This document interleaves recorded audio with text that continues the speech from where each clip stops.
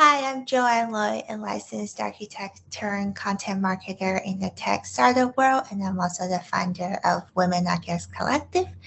And you're watching A Student's Perspective.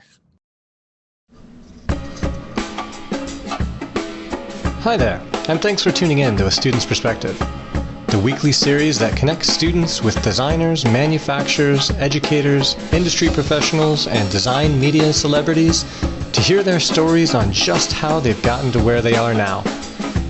Through our conversations, we connect the past, present, and future of design to show just how much we can learn from each other to grow towards our fullest potential without prescribed limitations.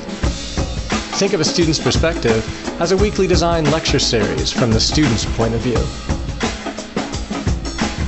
A Student's Perspective is a division of the nonprofit University Hall of Innovation, whose goals are to connect students with the design industry through design challenges and mentorship, and a collaboration with the Marywood University Interior Architecture Program in Scranton, Pennsylvania.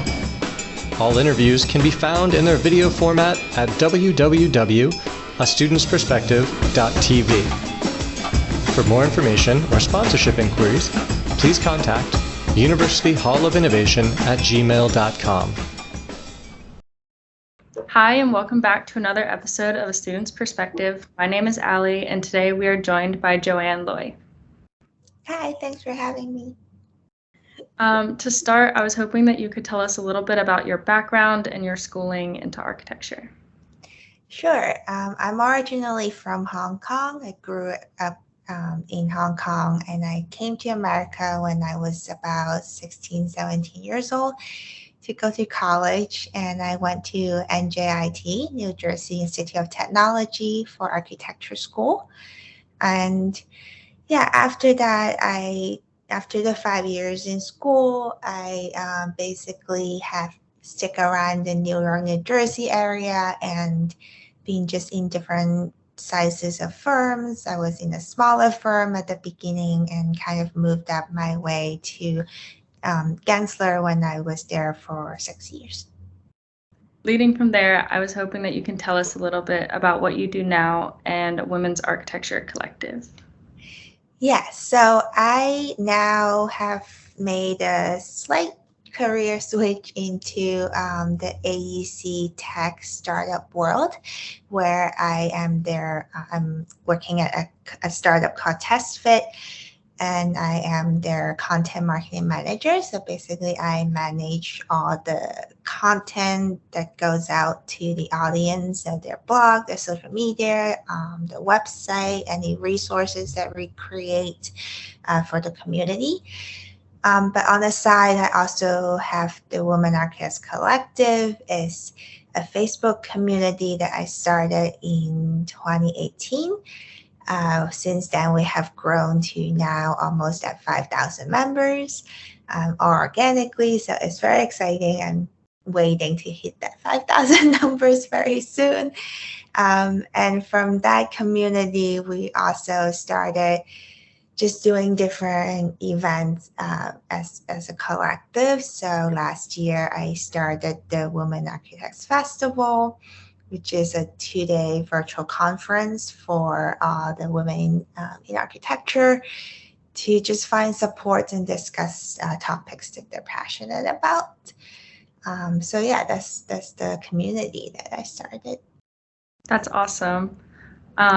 You talked a little bit about how you had a career change. What is something that you originally wanted to do, and how did you get to this point of a career change? Was there something that happened that kind of led you to that? Yeah, I mean, I've been in architecture and been a licensed architect for my entire career until 2-3 years ago. And I decided to make a career change because of many, many reasons. I think first is I was just kind of doing the same thing over and over again for like many years, and I just I feel like it was time for me to make a change. And I keep telling the story, but I don't know if maybe your audience haven't heard this story, but basically one day I like walked into my work where everyone has their monitor up in our desk, and I just realized like everyone had Arc Daily up on their screen. Like that's what architects do in the morning before they work. They read about Arc Daily. But I don't. And I was literally listening to a marketing podcast as I walked into the office. And I just realized I don't seek out to learn about architecture anymore. Everything I was listening to, I was reading books about branding and marketing on like how to grow my own community, how to grow my own personal brand. I just find it really big passion for marketing, and that I realized I could maybe look into it and make a career change and see if I can make it happen. So that's kind of what led me to make that big decision. That's really cool. So you started talking about your personal branding, and when I was looking at your website, I saw that you had kind of 4 steps into personal branding. I was wondering if you could kind of explain those and how they may apply to a student. Yeah, I like to put, I guess, the personal branding perspective into phases. So architects, because I work primarily with architects and designers, that so they understand how to approach it. I like to tell people that you should approach your personal brand like any architecture projects that you have. That and also prioritize it because it's a very important piece of your career going forward. So yeah, I have basically divided the personal branding project in 4 phases. First is your brand strategy, meaning all the foundation for your personal brand. Like you have to really figure out who you are, what your values are, what's your purpose, that kind of thing. And then phase 2, we go into brand identity. So this will be the fun part that everyone likes to do, is like designing your brand, how it looks like, how it feel like, the colors, the fonts, the images that you produce. That's usually the part that most architects jump into.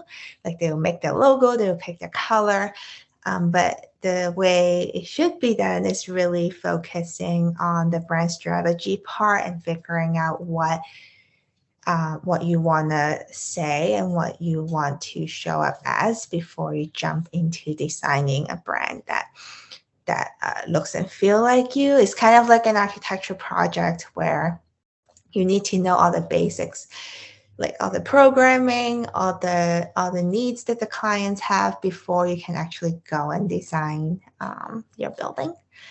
So then phase 3 is content creation. This is where you would show up on social media, pick a platform that works best for you, and start creating content, sharing your thought leadership, sharing your opinions on things.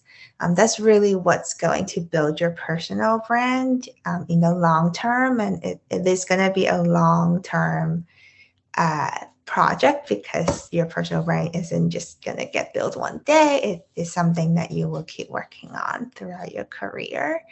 And then phase 4 is collaboration, meaning you will reach out to the community that you're trying to attract and collaborate with different people. So like, for example, for me, I would get on different podcasts, different speaking engagement, different interviews, or just even inviting other people to contribute to my content, kind of collaborate in a way that will expand your personal brand to more people. So could you tell us a little bit about how your personal brand kind of goes into the Women Architecture Collective? I would say my personal brand has kind of expanded more as I have built the Women Architects Collective. Like I became known for the community, but also being able to just contribute to the community. I think people have seen me more as a community builder, as someone that cares about the profession. So my personal brand kind of grew from there. And from there, during COVID, I wanted to find a way to help even more. And I realized when you build a community like the Women Architects Collective, you realize people have certain needs and certain problems they want to solve, right? So after so many years, I really recognize a lot of women in our profession, they struggle with being taken seriously, and they feel like in the industry it's hard for them to get their voices heard. It's hard for them to be seen. They don't have maybe they don't have a support system in the firm because they're really in a small firm and don't have any mentors. So my way of trying to help with that was through personal brand coaching and helping architects to really clarify who they are and go and build a personal brand, which is what the 4 phases that we talked about. So that kind of then positioned me as someone who really wants to help other people build personal brands. So my personal brand have started growing as a personal branding strategist on top of the Women Architects Collective. So I would say they both kind of go hand in hand, and the community give me a reason to do what I'm doing.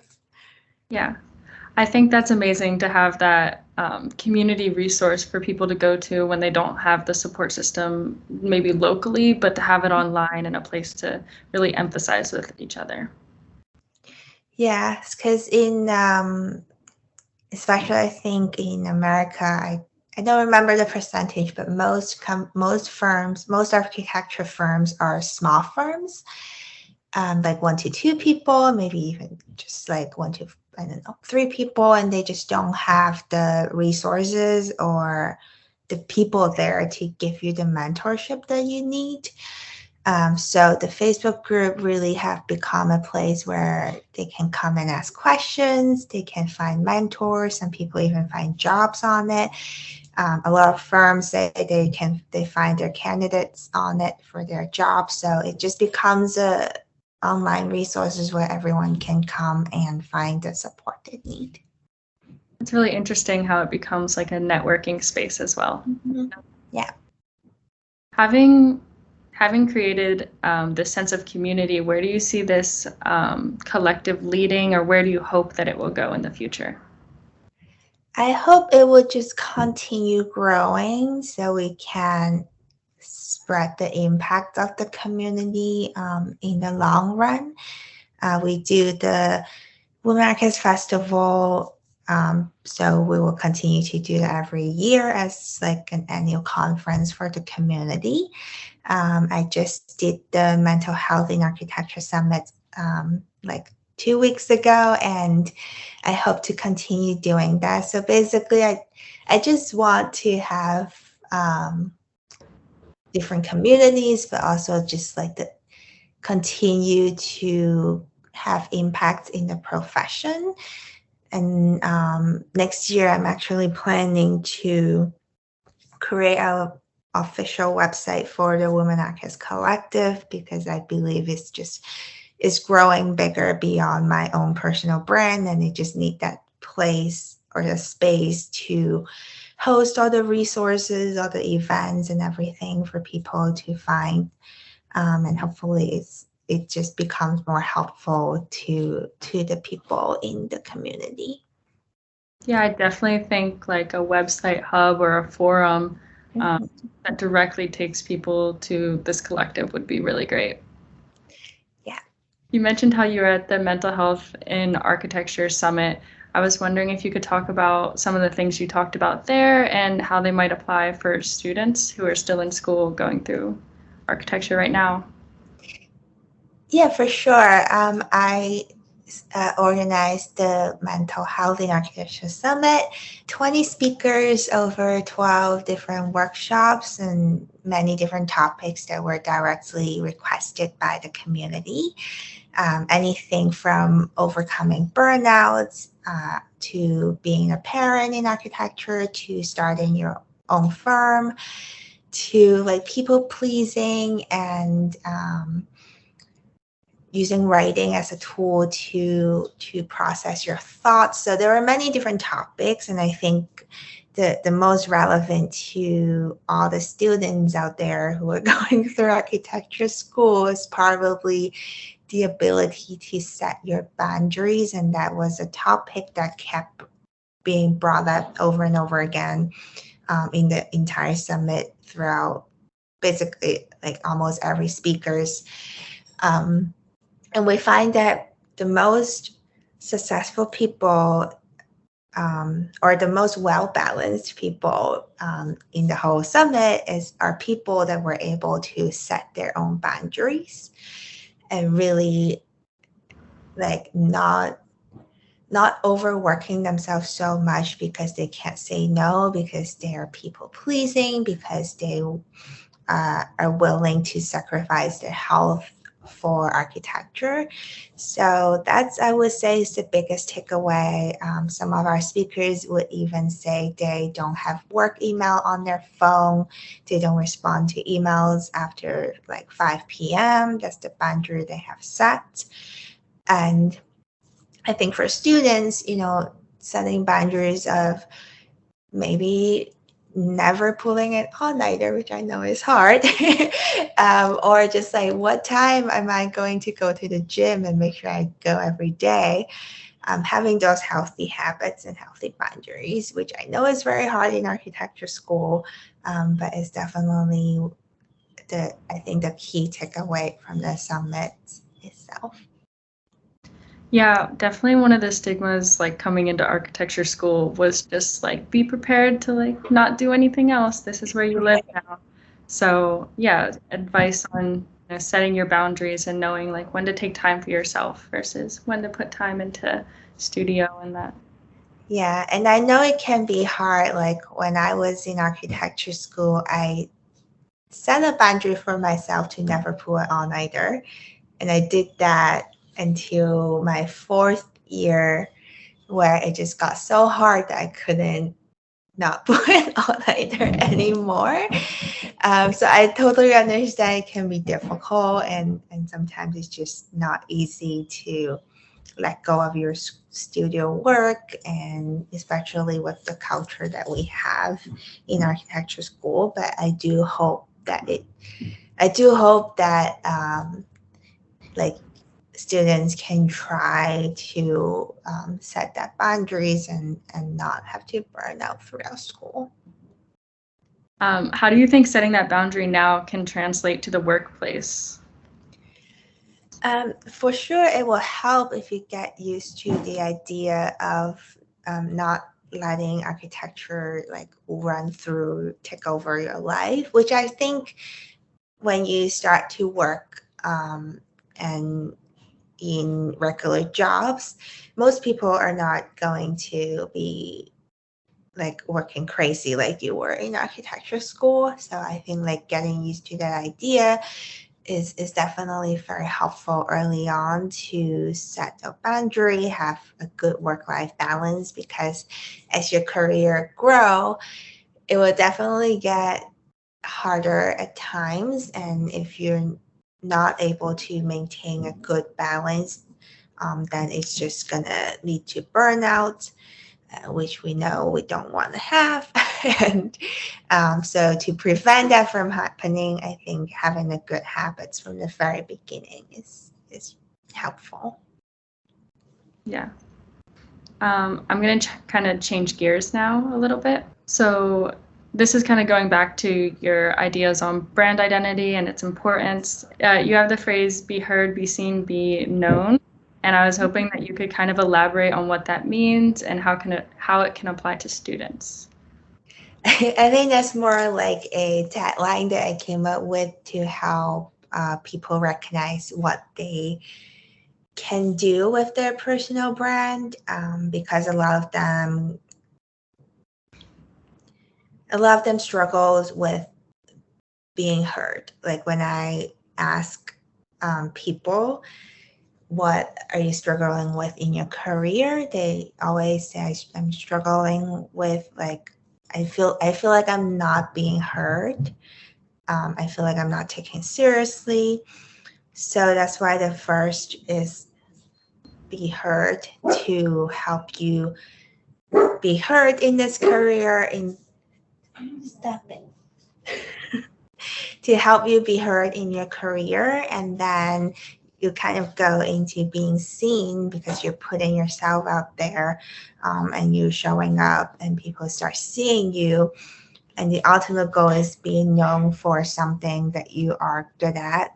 So any niche that you want to put yourself into, being known as that person, and experts, or I would call it more like an authority in that space that you want to be in. So it's kind of a three, I guess, phases that you would go through as you build your personal brand. Is there anybody that you look to or any groups that you look to that kind of inspired you to start the Women Architecture Collective? For the Women Architects Collective, so when I started it in 2018, there were a lot of Facebook groups popping up for the architecture community. So there was the Entre Architect community. There was the Young Architects community for studying your ARE exam. So I just thought, like, what if I create a community for women in architecture? Because at that time I was struggling, like myself, to navigate this career as a woman. And I was seeing my friends struggling and just kind of don't have a place to ask these questions that we don't know who to ask to. So I created a community, and just thought that if these other communities are so successful, that this would also become a very engaging and successful group as well. Moving forward, do you have any projects that you're working on now, whether it's for the brand identity stuff or if it's for the Women's Architecture Collective? So going forward, like I said, next year I do plan to do a website for the Women Architects Collective. So that's a big project that I'll take on next year. I do hope to create more resources around the idea of career branding. So using your personal brand, using marketing and branding strategies, and apply it to your career. So doing like creating your resume, your portfolio, your LinkedIn, and all that stuff, but going it through from a lens of personal branding and self-marketing. So those, I would say, are the two biggest projects that I'll tackle next year. Awesome. All right. So our last question that we ask you is, if you could go back in time and give yourself one piece of advice, what would that be? Ooh, okay. That's a deep question. I would say make decisions faster, and not overthink everything, because I tend to be an overthinker and I analyze things over and over and over again. Even though some people tell me that it looks like I keep doing so many things, and I keep like taking action and doing the thing, but behind the scene there's a lot of overthinking going on that would delay like me making a good decision. So I think if I were to give myself an advisor to any young person, is just to trust your gut instinct and go for it. Because even if there's no right or wrong decision, it's just gonna take you down a different path, and you just never know what's going to happen. I think that's an amazing piece of advice. Yeah. So first, I just want to say thank you for joining us on the podcast today. For everyone watching, if you enjoyed, make sure to like, comment, and subscribe, and tune in next week as the conversation continues for a student's perspective. We hope you liked this discussion with the design industry from a student's perspective. Please like, share, and comment, and stay tuned for more inspiring conversations to come.